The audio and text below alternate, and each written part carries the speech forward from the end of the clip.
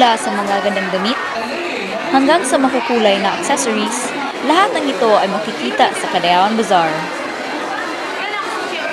Dinansa ng mga customers, bata man o matanda, ang Davao Convention Center, lalo na ngayong Biyernes na walang pasok at walang opisina. Like a crop top thing in Vogue. What do you think of the bazaar? It's interesting. Ikaw, sir? Saya.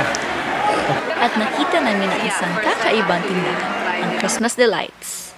Okay, the price range can go as low as 300-400, as high as about 800 pesos. Considering these are very good quality products. Yes, so they're kind of fascinated with the products kasi mura pa siya and then it's quality. Maganda yung work. Okay, fellow Davaoeños, the Cadayawan Bazaar is on and we'll be here for the next 2 days. So come and join us at the Davao Convention Center. Hope to see you there. Kaya huwag pong kaligtaan bumisita dito sa DavCon Cadayawan Bazaar. Ito po si Roxanne Aliviado para sa News Davao.